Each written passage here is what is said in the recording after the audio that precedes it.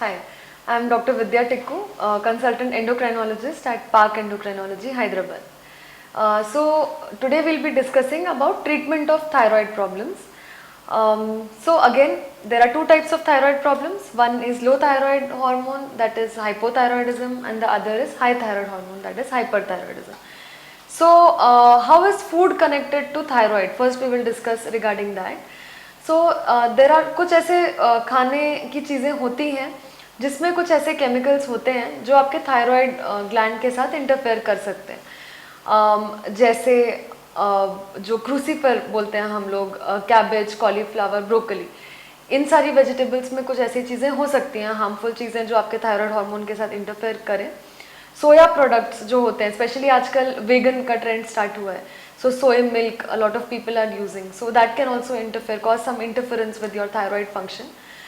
So what happens is that, honestly I'll tell you that when we cook all these vegetables like cabbage and cauliflower, we destroy most of the harmful chemicals that can interfere with your thyroid gland.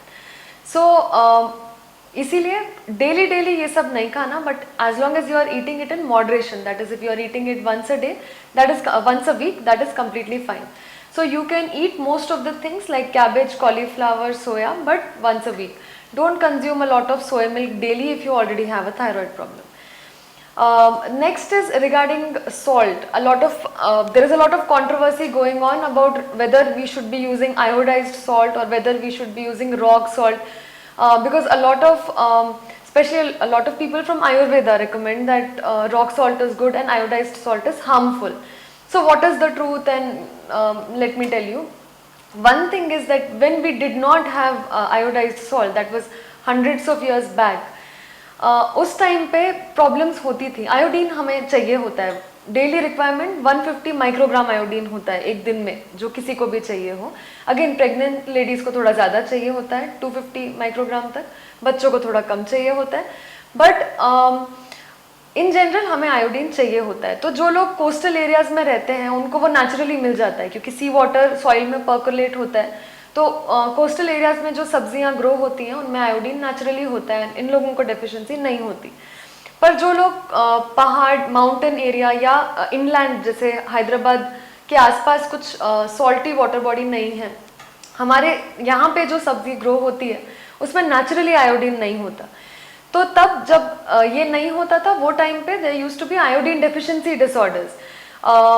Goitre, मतलब यहाँ पे आपका जो thyroid है वो एकदम बड़ा हो जाता था. इनफैक्ट आज की डेट में अगर आप कुछ ओल्ड लोगों को देखेंगे, उन लोगों के गले में इतने बड़े बड़े थायराइड होते, तो यूजुअली आजकल हमें यंग लोगों में उतने नहीं दिखते. That is because probably they had iodine deficiency when they were young many years back. या आयोडीन जो होता है, it is very much essential for the brain development of the baby. So जब बेबी मदर के वूम में होता है वो टाइम पे भी, और बाद में भी जब बेबी छोटा होता है और उसका मेंटल डेवलपमेंट हो रहा होता है, पहले 2 साल तक हमारा ब्रेन डेवलप होता है बहुत ज़्यादा रैपिडली, तो वो टाइम पे भी आयोडीन रिक्वायरमेंट होती है और वो पूरी होनी होती है. अगर वो नहीं होती तो IQ बेबी का अच्छा नहीं होता, मेंटल रिटार्डेशन के साथ बच्चे पैदा हो सकते हैं और कुछ फिजिकल डिफॉर्मिटी के साथ भी पैदा हो सकते हैं. तो पहले ये सब होता था जब हमारा सॉल्ट आयोडाइज नहीं होता था. तो गवर्नमेंट, हम बस इंडिया की गवर्नमेंट नहीं, पूरे वर्ल्ड ओवर में जो बहुत सारी गवर्नमेंट्स थी, they started this programme of iodification of salt. Salt लिया क्योंकि this is the most commonly used product. मतलब जैसे साउथ में राइस ज़्यादा खाते हैं, नॉर्थ में वीट ज़्यादा खाते हैं, तो they wanted something which everyone Yeats and that is salt. Everyone eats salt, so they found that it makes most sense to iodize salt. So that's what they started doing. तो जब से आयोडिफिकेशन start हुआ salt का, तब से iodine deficiency disorders almost negligible हो गए. आजकल बहुत ही रेयर होता है आयोडीन डेफिशिएंसी डिसऑर्डर देखना, जो कि पहले बहुत कॉमन होता था. तो अगर आपको कोई बोल रहा है कि आपको आयोडीन लेना ही नहीं है, that is wrong. Again there are some people who say कि थायराइड प्रॉब्लम आयोडाइज सॉल्ट लेने की वजह से होती है. That is completely wrong. What they found, there were some studies which came जिसमें ये पाया गया कि अगर आयोडीन ज़्यादा हो रहा है सॉल्ट में, तो कुछ ऑटो इम्यूनिटी, मतलब आपकी बॉडी आपके थायराइड ग्लैंड के अगेंस्ट ऑटो एंटीबॉडीज बनाने लगी थोड़े ज़्यादा लेवल पे, तो उसकी वजह से कुछ थायराइड डिसऑर्डर्स होने लगे. बट वो तब था जब आयोडीन ज़्यादा हो रहा है। तो यूजुअली हमें एक दिन में जितना आयोडीन चाहिए होता है वो 3 ग्राम सॉल्ट में मिल जाता है। तो आपका 1 टीस्पून जो होता है that is basically 5 gram, it measures if you take salt from that is 5 gram. तो उसका आधे से थोड़ा ज़्यादा अगर आप लेते हैं that amounts to 3 gram of salt.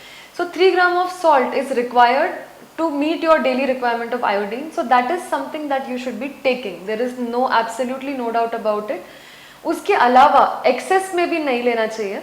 Salt वैसे भी 5 ग्राम से ज़्यादा नहीं लेना चाहिए। तो अगर आपको और ज़रूरत पड़ रही है तो आप रॉक सॉल्ट तब यूज़ कर सकते हैं, बट इन जनरल वो आधा चम्मच से ज़्यादा सॉल्ट दिन का यूज़ करना ही है।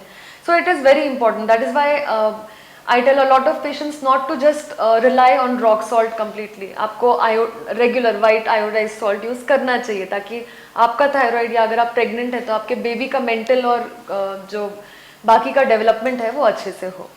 तो थायराइड रिलेटेड प्रॉब्लम्स के लिए आप इन नंबर्स पे कांटेक्ट कर सकते हैं पार्क एंडोक्राइनोलॉजी हैदराबाद में।